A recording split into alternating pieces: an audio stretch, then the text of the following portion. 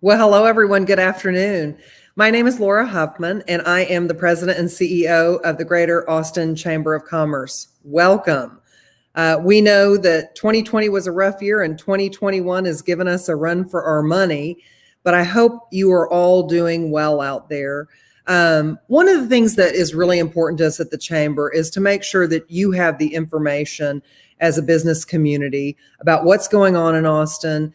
And our May election is shaping up to be a pretty big deal election. And so we know that what form of government is an incredibly important subject, no matter who you are in this community, but in particular for the business community. And so that is why today we are here to talk about the form of government, what's on the May ballot. We'll talk to you about what that language looks like. We've got Jesus Garza here to talk about form of government, and we've also got pro form of government for strong mayor. So what I'd like to do now is turn it over to our guest speaker and our introductory, Larry Graham. Larry, it's good to see you, and thanks for joining us. Oh, wait, first, before I do that, let me recognize some sponsors. Pivotal Partners, Amazon, Ascension Seton, Dell Technologies, PIMCO, and Wells Fargo. Thank you all for this conversation. I also want to thank our foundation partners, Bank of America, Downtown Austin Alliance, Home Depot, Jacobs, Samsung Austin Semiconductor, and St. David's Healthcare. And you can see all of our corporate partners here. Thank you so much for what you do for the Chamber of Commerce. And our presenting sponsor is Texas Gas Service. With us today is Larry Graham. Larry, welcome. It's good to see you, and thank you for sponsoring this incredibly important conversation. Good to see you today. The May 2021 ballot includes several charter amendments that would change the City of Austin's governance structure if they are passed. One of the amendments that has gotten the most attention is one that would move Austin from a council manager form of government to a strong mayor form of government. This would impact how our city operates and how the people of Austin interact with the government. As a volunteer community organization, and at least 2 political action committees have sprung up for and against this issue. And we have representatives of 2 of these groups today. Joining us today are former Austin City Manager Jesus Garza, and he is representing Austin for All People. This is a coalition of concerned citizens opposing the amendment for a strong mayor form of government. In his role with the City of Austin, Jesus was instrumental in many things, including the opening of Austin Bergstrom International Airport. He then went on to serve in leadership roles at Seton Healthcare family for over 15 years, and he spent his last 4 years as CEO. Jesus was honored with the Chamber's Austinite of the Year Award in 2019 for his many contributions to the community. Jesus received his bachelor's degree in education from the University of Texas and his master's of public affairs from the LBJ School of Public Affairs, also at the University of Texas at Austin.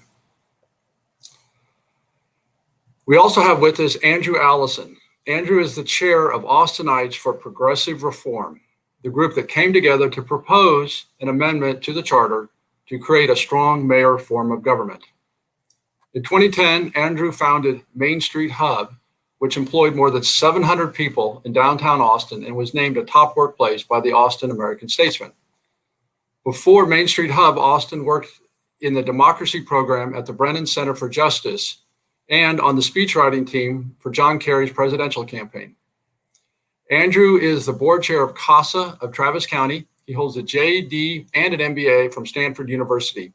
He lives in Austin with his wife, Erin, and their 2 rescue dogs.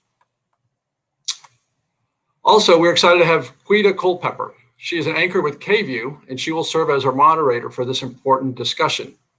Quita is one of Austin's most celebrated and trusted TV journalists. With over 15 years of experience, Quita's passion is to share the stories of our community. For years, she's enjoyed the opportunity to interview everyone from the President of the United States to the man who works behind the counter at her favorite Austin restaurant. You can watch Quita evenings at 10 p.m. on KView. Quita? Hi there, Larry. Thank you so much. And thank you to all of you for allowing me to be a part of today's forum, because it's discussions like this that will really help shape the future of the city that all of us love, and help us shape our city for the better for everybody who lives in it. Now, not going to waste any time. Let's get started with today's forum. First, we're going to ask both Andrew and Jesus to each make a 5-minute presentation to present the case for or against. And Andrew, we're going to start with you. And again, remember, you have 5 minutes to make your case. Thanks very much, Quita, and thanks to the Chamber and everybody for putting on this forum this afternoon. Thanks to everybody for tuning in as well. Some introduction to start. We are a democracy reform campaign, and we have a goal of making Austin the most pro-democracy city in the country, with a series of charter amendments that would each have the effect of making Austin's local government more representative, more responsive, more diverse, and more accountable to the people that it serves. We got started last year for 2 big reasons. The first is that, as we all know, Austin is going through a number of large and simultaneous challenges right now. And we believe that we are only going to solve these challenges equitably and comprehensively if we have democratic structures where everybody is represented and everybody's voice is heard. And the other reason we got started is because we are in a new era of voter suppression in this country, with new barriers to the right to vote going up all the time. But cities can push back. And there are things that cities can do to increase voter turnout and representation, to strengthen and defend our democracy for generations to come. There are 5 propositions on the ballot that we have proposed, and they all have a few things in common. They all have been proven, tested, used in other cities, analyzed, and there is data to support that we should use them here. They all operate to increase voter turnout. They all operate to increase representation. I'll just quickly cover what those other reforms are. I know we'll spend most of our time today on Proposition F. But Proposition D will move our mayor's elections to presidential years, where turnout is highest and most diverse, so everybody can participate. Proposition E will save money for Austin taxpayers by eliminating our runoff elections, which are expensive, and using ranked choice voting instead to choose our elected officials. Proposition G would take into account the growth we've had in Austin over the last 10 years and add 1 more single-member council district to our council. And Proposition F would push back against Proposition H would push back against big money in campaigns by democratizing campaign finance. Proposition F, the one we're talking about today, would let voters and not politicians choose the person who leads our city. We would join the majority of cities of our size across the country, where an elected official is the chief executive of the city. It has been proven to increase voter turnout.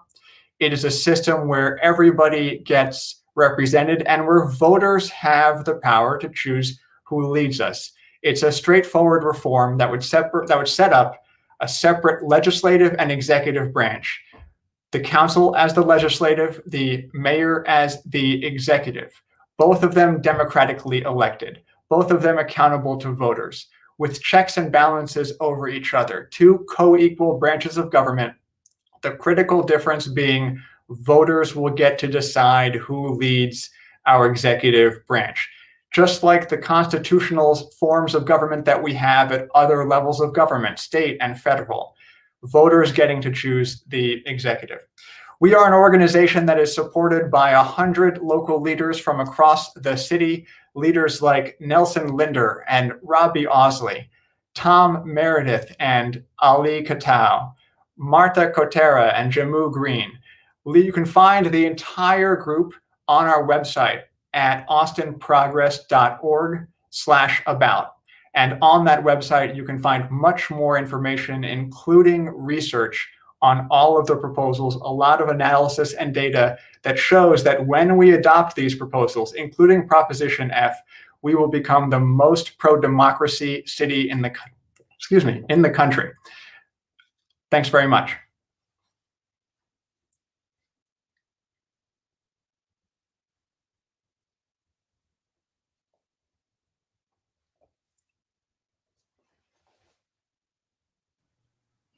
All right, Andrew Allison, thank you very much for your presentation. And now it is time to hear from Jesus Garza. He will also have 5 minutes to present his case for or against. Mr. Garza. Okay, thank you. Thank you very much. And Andrew, good to see you. Thank you, Laura and Quita. It's a pleasure to be with you here today.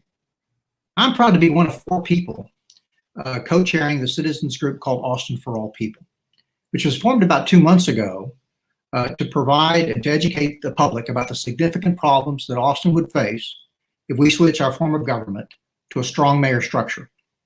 The other 3 chairs for Austin for All People include Joseph Parker, senior pastor of David Chapel Missionary Baptist Church, Mason Ayer, CEO of Kirby Lane Cafe, Catherine Morris, an attorney with Enoch Kiever Law Firm and former general counsel to Samsung Austin Semiconductor. Joining us on the leadership team is civil rights activist Nico Ramsey, who's handling the community engagement for Austin for All People. We're all volunteers. We're not paid, nor have we contributed to this organization. Austin for All People is the centerpiece of an outreach campaign being coordinated by Elizabeth Christian, public relations on behalf of the firm's client, International City Managers Association and County Managers Association. Austin for All People is not a political action committee. 2 PACs, however, have been formed to oppose the strong mayor effort. The first one is Austinites for Equity, a coalition of about 20 local unions. This powerful group includes Ask Me Local 1624, the Workers' Defense Action Fund, Austin EMS Association, environmentalist Robert Schneider, criminal justice advocates Chris Harris, Kathy Mitchell, Emily Garrick, and Amanda Wong, and representatives from construction and building trade unions, plumbers and pipe fitters.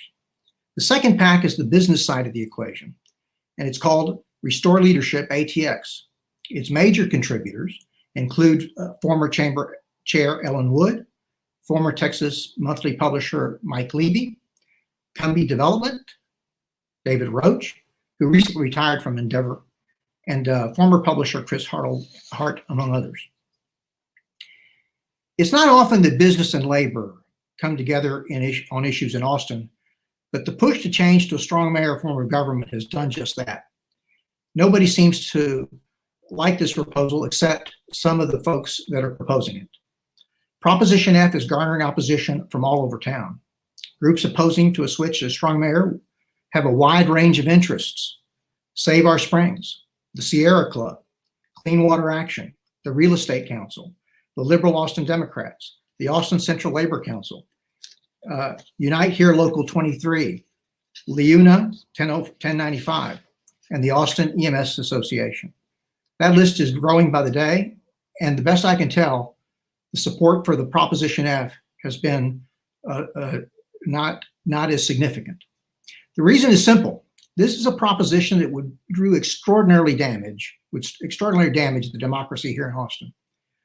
Instituting a so-called strong mayor system means that all the power at City Hall is essentially consolidated in one person, a mayor elected to 2 4-year terms.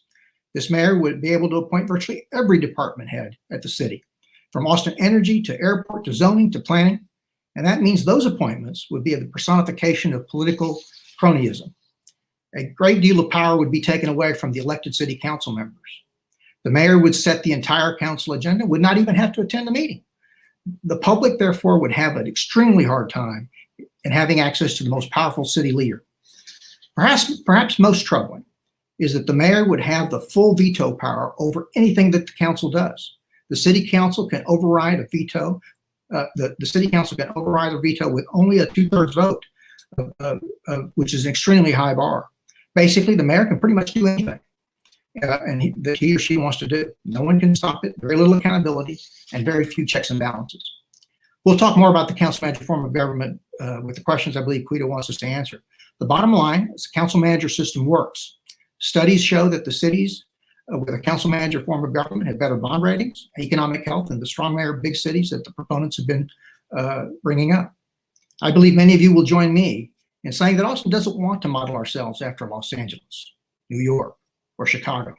And I hope you'll join me in opposing Proposition F.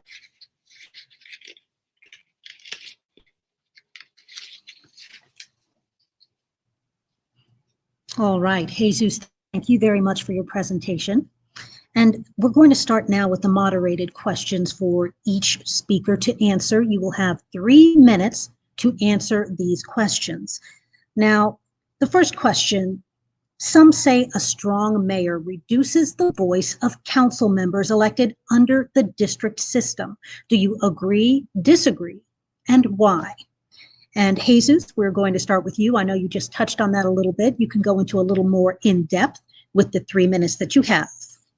Yeah, and I agree that this proposition would reduce the council's power. And really there are 3 reasons. One is the flow of information, which is essential for the development of policy, would be potentially restricted. That is, the mayor controls most of the information of what's happening at the city. So council members would have a very hard time to be able to affect policy in a way without access to information. The veto power that I just talked about a minute ago, it is a high hurdle, and it would not only limit debate, but would make it difficult for council members to influence policy unless they're aligned with the mayor. And if you're not aligned, you're simply going to go to the back bench and wait your turn perhaps when a mayor changes. And the council members will not have to, not even be able to come forward with initiatives that they might think are good ideas if they're not aligned with the mayor and they have the potential of being vetoed and not getting to first base with respect to consideration by the public. So this does reduce the power of council members.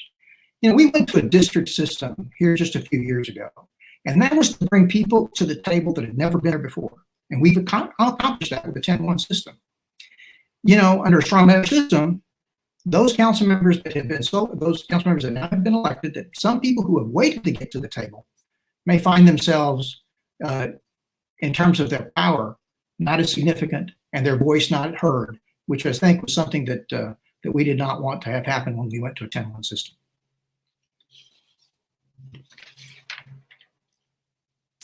Thank you.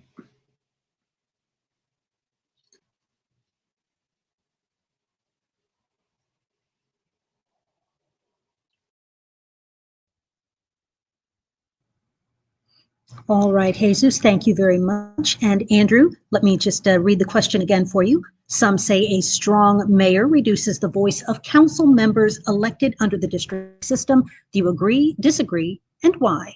You have 3 minutes.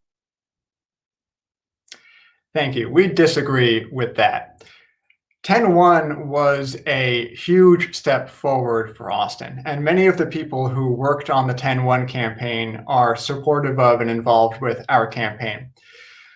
But 10-1 did not change the city manager system in Austin at all. That system has been unchanged for nearly 100 years. As Austin has progressed democratically over that time, as we've made so many strides forward, the city manager system has not changed.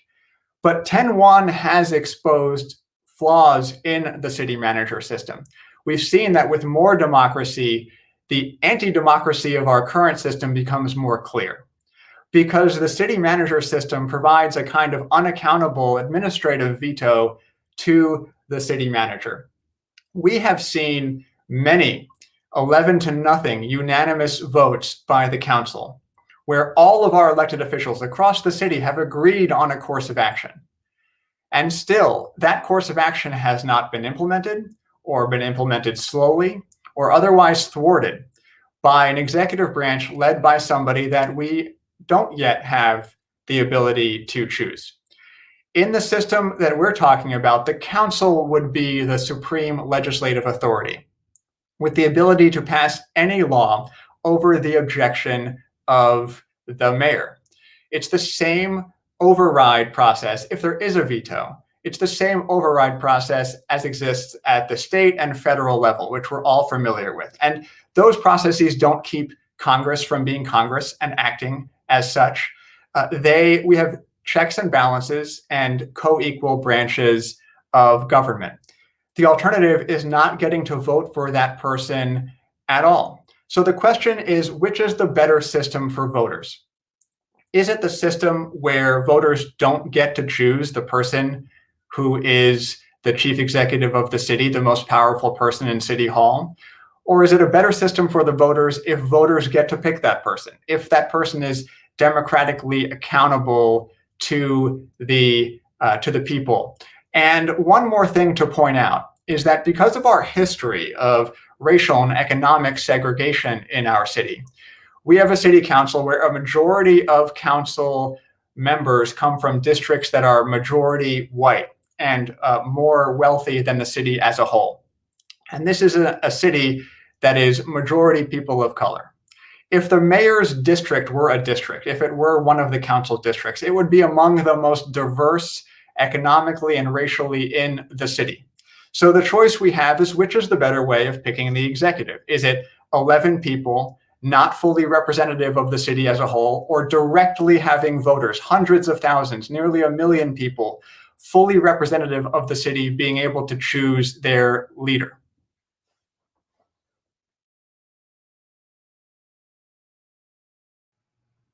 All right, Andrew, thank you.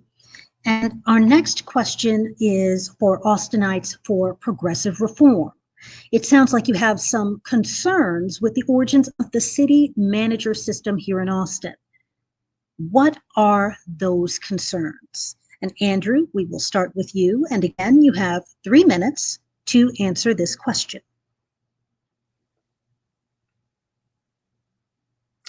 Thank you. That's right. We do have concerns about the origins of the system. As I mentioned, the system is nearly 100 years old. It was implemented in 1924 by Austin's elite businessmen at the time. One of those people, for example, was Monroe Shipe, who was the developer of Hyde Park, a whites-only suburb at the time, and later went on to lead the push to implement the at-large city council system that we lived with for 100 years and that we all agree we're glad to be beyond now. He also, along with associates and friends, led the push to implement the city manager system as well. They believed that the city wasn't acting efficiently, in their words, or business-like enough. What they meant is that the city wasn't prioritizing the stuff that they cared about. So they built a wall between the voters and the decision makers in City Hall, and a wall that they knew that they could climb because of their access and status and money and influence, because they were closer to City Hall than the voters were. And so by removing that democratic accountability, they would have more control. They were right. One of the first things that the first city manager did was authorize the 1928 master plan, which, as we know, coercively relocated Austin's Black population to the east side while investing taxpayer dollars in priorities of Austin's business community at the time. And we think that's an example of what can happen when you separate voters from decision makers in City Hall, when you separate voters from the people who are in charge of their democracy. You leave space for insiders to exert more influence. And we do need to be examining where our systems come from, especially now, especially these days. We need to look at what are the origins of our systems? Where did they come from? And if the origins are questionable, then we need to question whether it is worth keeping these systems. Thanks.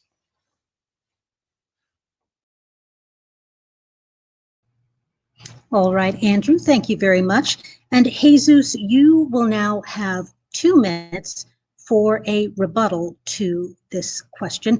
Again, the question was, it sounds like you have some concerns with the origins of the city manager system in Austin. Andrew outlined his organization's concerns. Now it is your turn for a 2-minute rebuttal.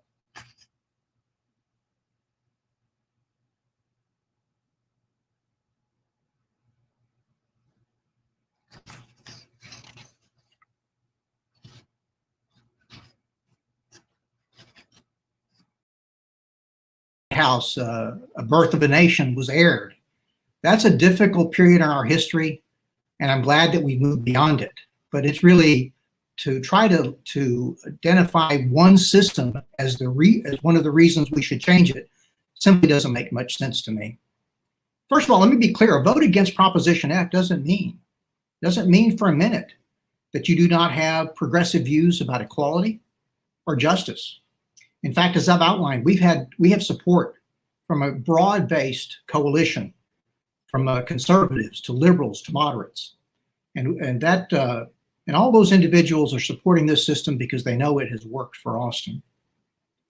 And the issue that identifying the council manager's issue as with that era is simply both inaccurate and wrong. In fact, the council manager system came out of the progressive era because we wanted to remove politics from the administration of government. And it is really what I would urge is the proponents of Proposition F is that they refrain from that kind of those kinds of issues, because I think it's those kinds of issues that divide communities.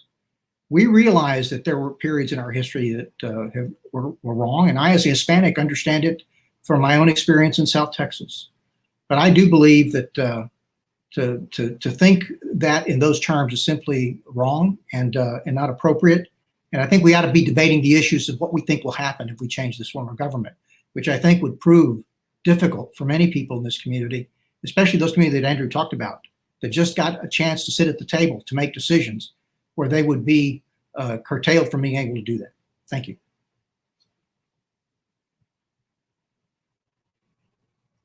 Jesus, thank you for your rebuttal. This next question, we will start with Austin for all people. Jesus, it sounds like you have some concerns with the process to change the city's charter. Tell us, what are your concerns? And after you answer the question, Andrew will have 2 minutes for his rebuttal. Jesus, the floor is yours.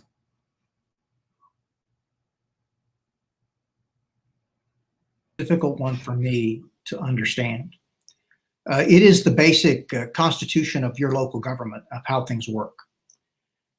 When we've had the best changes that the voters have had an opportunity to vote on, it is when the council has appointed a charter commission to review a whole host of issues of what could make our government more effective and more efficient. And it is with the council appointing members to that commission from each district, the mayor as well. And you debate those issues in full and open session. You have public hearings. You're able to explain what the changes would be that you would put forward to the voters. You have public hearings where the people can come forward and ask questions and probe and get all the information they need. A lot of this has to do with making sure that the people that when they step into that voting booth, that they completely understand the changes that are being proposed. They understand why they're being proposed. And they can go back and review tapes or review the record to find what the debate was on both sides of that issue. I think doing it through initiative and referendum on something as important as the city charter is simply short-circuiting that process, limiting democracy, limiting the input from the public that's so important so that we get it right when it gets put before the voters and either adopted or turned away from by people voting it down. So I think this process is not ideal. In fact, I think it's one that I would not have recommended we use. It's one that I would recommend it so that we could involve the council members, so we could involve the mayor, we could involve their appointees, have a full discussion of all the issues that are necessary, of why the changes to the charter are necessary, are necessary and appropriate. And I've seen that happen. I've seen it in my position when I was city manager, where those changes would be proposed to the voters, and the voters had the information, they had the data, and they could vote. I think this process short circuits that very important process. And as a result, people will not have all the information they need when they step into that voting booth on May 1st.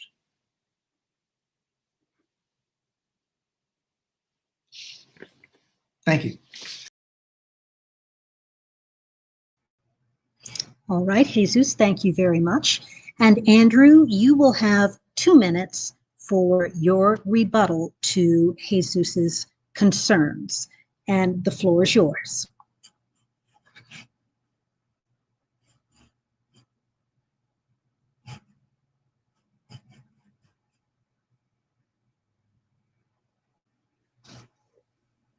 Thank you very much. There are two ways, according to state law, to amend a city charter. And one is a commission process like the one that Jesus described, where the council leads. And then one is a citizen process where the people lead through a petition. And we availed ourselves of that approach. If we said to ourselves, let's only ever use the council process, we wouldn't have 10-1. 10-1 came about through a citizen's petition. We wouldn't have our common sense campaign contribution limits. That was also through a citizen's petition. So two of the most critical democracy reforms of the last 20 years in Austin came about in this very same way. We're using the same process as those two reforms. We began with a 15-person steering committee. We took this seriously. We wanted to make sure we spent time on policymaking and public engagement. That steering committee, 15 people, leaders from across the city, 60% people of color, wrote the reforms. We then had a community engagement process led by Sharonda Robinson, Bobby Garza as well. And we engaged people through nearly 20 meetings over the course of a month. More people participating in those meetings, more members of the public than during the last two city-run charter processes combined. And then finally, 20,000 people, more than 20,000 people, signed the petition to put this on the ballot. Even that is not a step in a city-run process, but was a step in our process. And I just want to address the point about going through a city commission, because for one of our reforms, that was done. Back in 2018, our city-appointed charter commission recommended by a vote of 7-3 that Austin adopt a Democracy Dollars program similar to our Prop H. And that was never put on the ballot for the council, despite that recommendation for citizens to vote on. With our process, much like 10-1 in the past or campaign contributions, now we have a process and an opportunity to vote on democracy reform as a city. Andrew, thank you very much. And I would like to remind our audience, if you have questions, you can send them in, you can comment. We will be more than happy to ask our two speakers those questions for you. And we would like to ask Jesus and Andrew both, do you have anything else to add? And Jesus, you have 3 minutes. We will start with you first.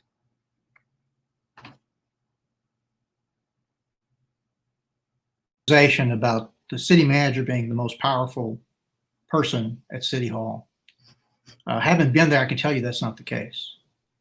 The city manager has to be responsive to all the members of council plus the mayor. Information that they use for the formulation of recommendations for policy has to be shared with all the council members. And a city manager that finds himself or herself being unresponsive to the council or to the mayor can be voted out pretty quickly. You can be gone from 1 week to the next. And I think that's the way the system works. So there's ultimate accountability. This system has worked for Austin, and it continues to be one of the cities that's most admired and most sought after by many people, both in citizens moving here as well as businesses. The current system allows for this to be a professionally managed city, very complex organization, lots of different departments with lots of different interests that need or technology that's needed to run those organizations. And by being professionally managed, we can do it well. And finally, when you consolidate power in one individual, it can really lead to problems. One of the things that has worked in Austin is where the council and the mayor and the citizens and the manager have all collaborated and worked on issues together. And in that collaboration, we've been able to formulate policies that work for our community, that work for our city. I think under this system of a strong mayor, that kind of collaboration will be difficult. And that kind of give and take that's so necessary in the policy process would also be difficult. And so I just wanted to indicate the way this system works. It is distributed. It requires there to be an effort by all members of council from a policy standpoint, as well as the members of the public. And finally, a word about Washington, about how things work in Washington. I am all not that impressed about how things get legislated sometimes. It is very, very difficult for me to understand why it takes us so long to get things done. And that kind of gridlock, that kind of partisan gridlock that may visit this city as a result of a strong mayor can be a real detriment to our progress as a city and the things that we've been so successful with. To be sure, we should pay attention to some of the things that Andrew's talked about, where people have been felt like they've been left behind or haven't had a fair shake. This city ought to address those issues and ought to address them in as quickly and as earnestly as they can. But I'm not sure that I would like to see the gridlock that I've seen in Washington visit our city. I think that would lead to some disastrous consequences. Thank you very much.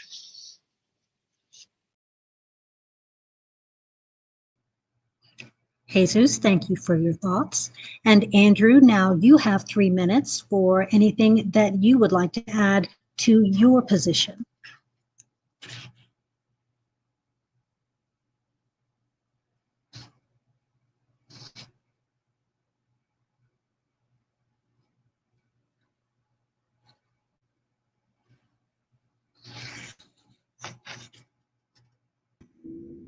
Thank you very much. A few thoughts as we are concluding this portion of the program. And one is, I hear the folks who oppose this reform saying that Austin's doing great, and why would we want to change anything? And yes, we are at the top of many lists in magazines across the country about top places to start a business or to live, and that's fantastic. However, there are a lot of challenges in this city that we have to address, and being at the top of the list in publications doesn't always translate to quality of life and equity for all of our citizens. We have affordability challenges that are real and acute in this city. We have issues of economic and racial segregation. We have issues about clean air and clean water. We have an issue about losing our Black and Latino population in Austin as new census data comes out.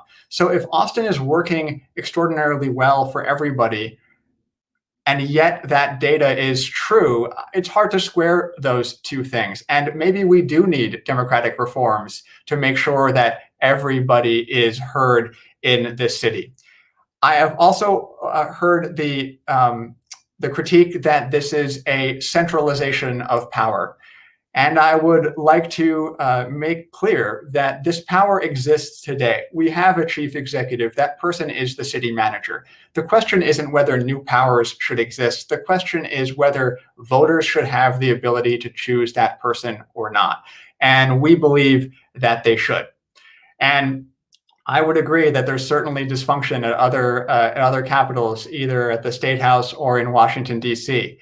But is the answer to abandon our tradition of having people elect our executive at the federal level?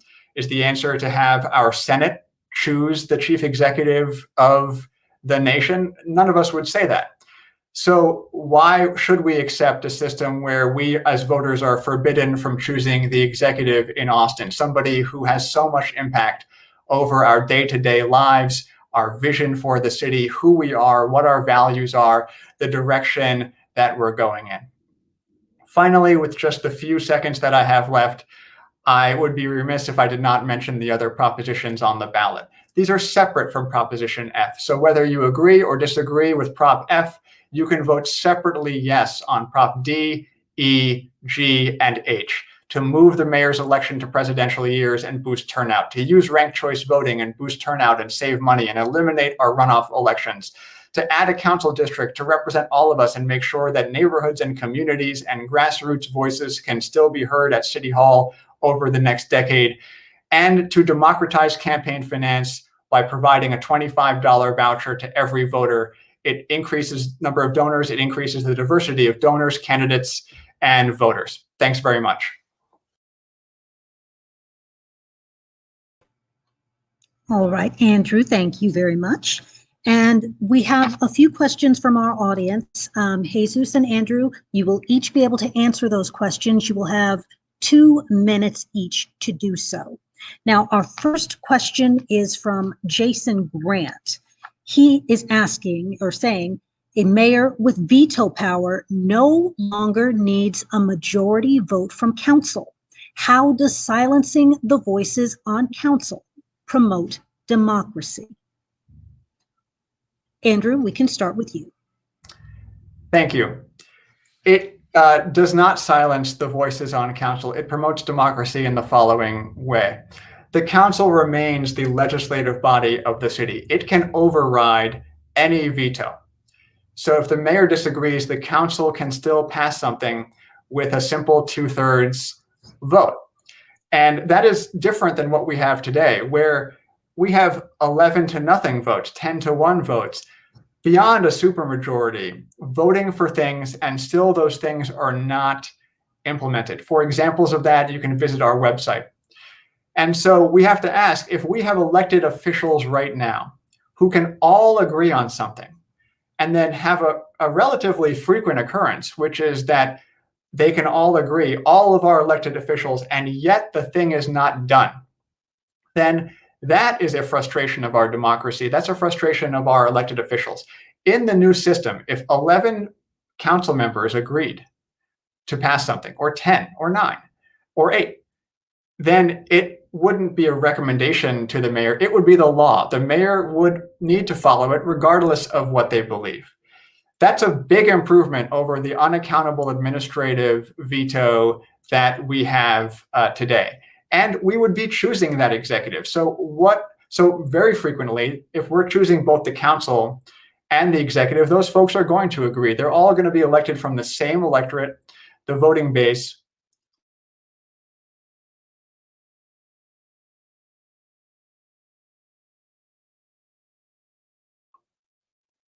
Thank you.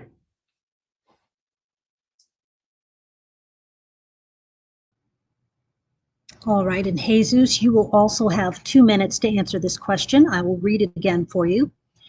Mayor with veto power no longer needs a majority vote from council. How does silencing the voices on council promote democracy? Jesus, you have 2 minutes. Right. Well, I think if the mayor doesn't need a majority vote from the council, and therefore their voice is not heard, then it does silence democracy, or at least weakens it. Now, that's just a fact. There's not a way you can get around it. I think that under a strong mayor, the council is going to have to play ball with the mayor in that political process.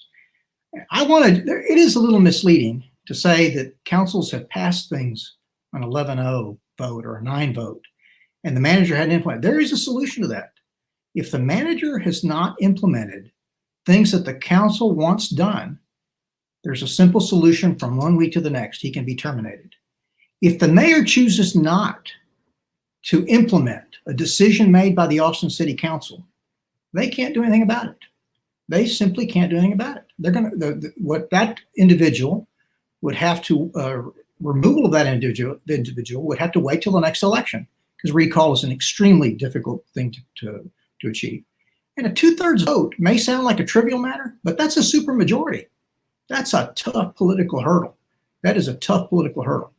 And so I think it is an issue and it is a problem.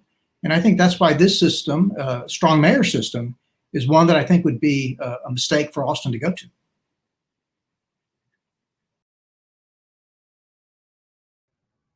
All right, Jesus, thank you very much. And Jason Grant, thank you for your question.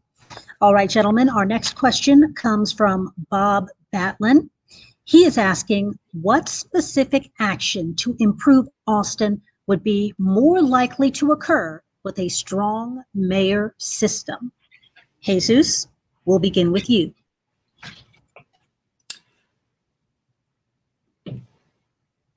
Well, it'd be hard for me to really opine about what with a strong mayor system. I think, in fact, because of the lack of participation by members of council in terms of policy, it would be difficult to achieve policy decisions that could be accepted by the community. I think the mayor could set a vision for things that need to get done. There's nothing that prevents the mayor under the current system from doing that. He is the recognized leader of council, so I'm not sure you need to change it to a strong mayor for that to happen. So it's hard for me to come up with specific issues that I would say under a strong mayor, this is how things would be better in Austin, Texas.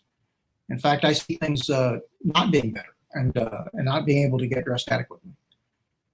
So that'd be my answer. All right, thank you, sir. And Andrew, again, I'll read the question for you. What specific action to improve Austin would be more likely to occur with a strong mayor system? Bob, thanks very much for that question. Just quickly, I'd like to address something Jesus mentioned in the previous answer, which is about the council being able to replace the city manager. My question would be, what happens if they don't? What is the recourse for the voter of Austin if the council does not replace the city manager? We each get to only select 2 of the 11 votes on the council. So we don't have much recourse as voters then. You might have to wait 2 or 4 years as election cycles go through. Having a regular election for an executive is a democratic way to choose the leader. Now, on this question, over decades, studies have shown voter turnout goes up by as much as 7.5 points in a mayor council system. That is what is most likely to happen in this new system. More people engaged, more people voting. They do that, political scientists, social scientists agree, they do that because they see the power of their vote. They vote for something, it happens. They come and they vote again. They see a responsive government. And that's what we're most likely to see. We don't know what the issues are going to be 5, 10, 20 years from now, 100 years from now, like 100 years ago when this system was adopted. But we do know that if we have a system that is responsive to voters, where voters get to choose, then we will have a government that is responsive to voters, and we will address those issues in the way that voters see fit. And I want to address this point particularly because the studies show different things on the financial performance of these systems. Jesus talked about that before. There are studies that show mayor council systems are stronger financially. There are studies that give the edge to city manager. Many say that it's a little bit difficult to tell. They're both about the same. What is not in doubt over decades is that people are more involved, turnout is higher, government is more responsive, democracy is healthier in a mayor council system. All right, Andrew, thank you. And one more quick question for the both of you. The 10-1 system was first instituted in Austin in, I believe, 2015. Has there been enough time to see if this particular method of government is actually good for our city? Andrew, we'll let you start. Great. Well, I think if the question is about the 10-1 changes, then I think there has been plenty of time to show what an improvement it is over the old system. We have greater representation than we ever had before. We have more corners of the city represented, more inclusiveness, more geographic representation, a big success.